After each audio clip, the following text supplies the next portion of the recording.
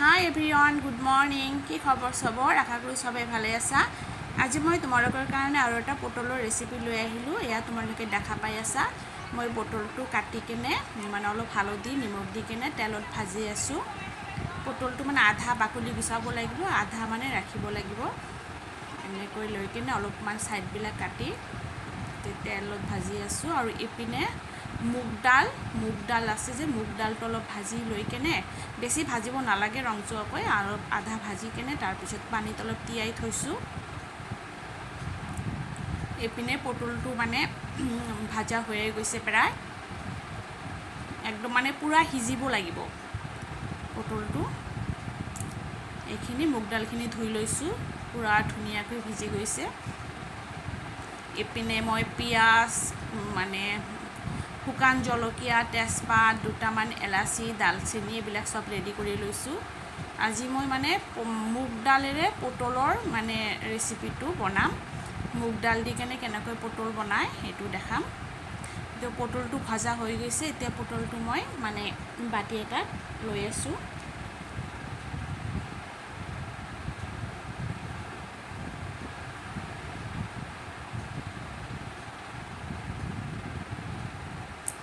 এতিয়া আৰু অলপমান তেল দিব লাগিব।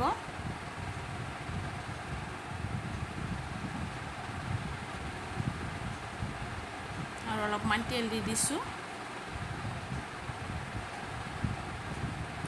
এতিয়া গোটা গৰম মছলাখিনি দি আছোঁ। এলাচি, দালচেনি, তেজপাত আৰু শুকান জলকীয়া।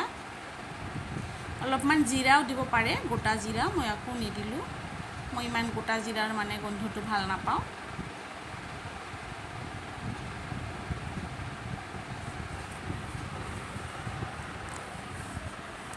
আৰু পিঁয়াজ দিলোঁ অলপ।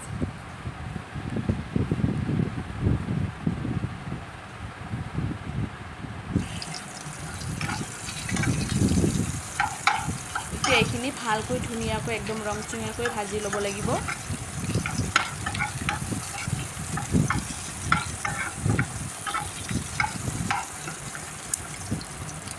ভজা হৈ গ'লে মানে দালিখিনি দি আছোঁ।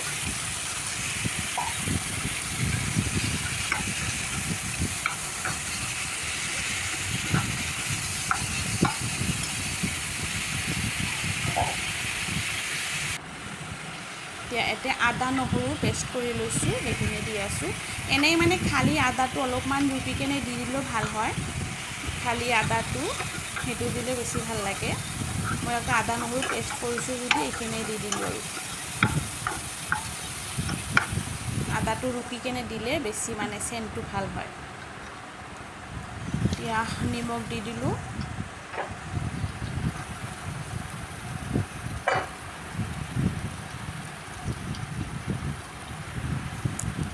অলপ হালধি গুড়ি, জলকীয়া গুড়ি, হালধি গুড়ি, এয়া জিৰা আৰু ধনিয়া গুড়ি দি দিলোঁ। আৰু অলপমান আৰু অলপমান জলকীয়া গুড়ি দি দিলোঁ। ৰেড চিলি পাউডাৰ অলপমান দি দিছোঁ। আৰু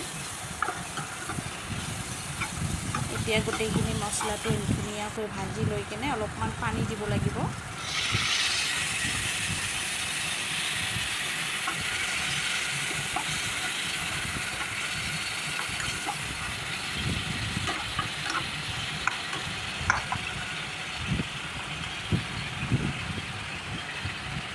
আৰু অলপমান পানী দি দিলোঁ, যাতে দালিখিনি যাতে ভালকৈ সিজি যায়। এতিয়া ঢাকনখন মাৰি দিলোঁ আৰু গেছৰ ফ্লেমটো অলপমান কমাই দিলোঁ। অলপমান 5-10 মিনিটমান পিছত এয়া ঢাকনখন খুলি চালোঁ। দালিটো মানে সিজি গৈছে মানে দালিটো এনেই গোটা গোটাই থাকিব, একদম গলি নাযায়, কিন্তু মানে সিজি গৈছে। হাতেৰে টিপিলে মানে গলি যায়, কিন্তু এনেই মানে গোটা গোটা দেখাত গোটা গোটাই থাকিব।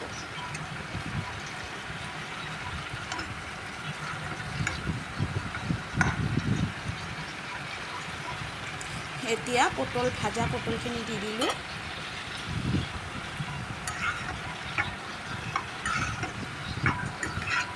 মই মানে নিৰামিষ ৰেচিপি শ্বেয়াৰ কৰি বেছি ভাল পাওঁ। মাছ মাংসটো আৰু জানেই চবেই কেনেকৈ বনাব লাগে। মই মানে ডেইলি মাছ মাংসৰ লগতে এটাকৈ নিৰামিষ মানে চব্জি এটা বনাওঁ, যিকোনো মাজে মাজে তোমালোকৰ লগত শ্বেয়াৰ কৰোঁ।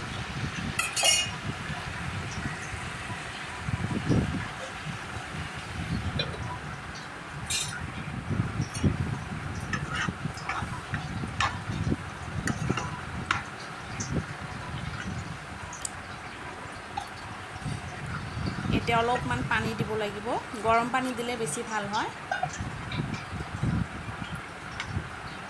মই ঠাণ্ডা পানীয়ে দি দিলোঁ।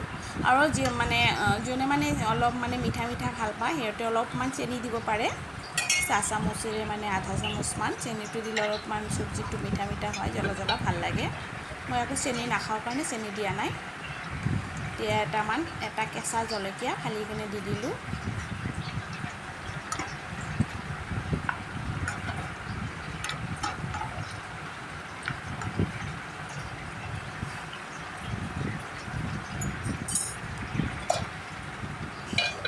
এতিয়া আকৌ ঢাকোনখন মাৰি দিলোঁ, এতিয়া হৈয়ে যাব। এয়া চাওক, মানে 5 মিনিটমান পিছত ঢাকোনখন খুলিছোঁ, এয়া মোৰ চব্জিটো ৰেডি হৈ গৈছে। তোমালোকে এনেকৈ বনাই খাবা, তেনেহ'লে আজিৰ কাৰণে এইখিনিয়ে। এনেকৈ বনাই খাই চাবাচোন। আৰু পাৰিলে অলপমান লাষ্টত ঘি দিব পাৰা, ঘি দিলেও মানে চেণ্টটো ভাল হয়। মোৰ মানে ফেটি লিভাৰৰ কাৰণে ঘি খোৱা বন্ধ কৰিছোঁ। তেনেহ'লে অ'কে, বাই বাই।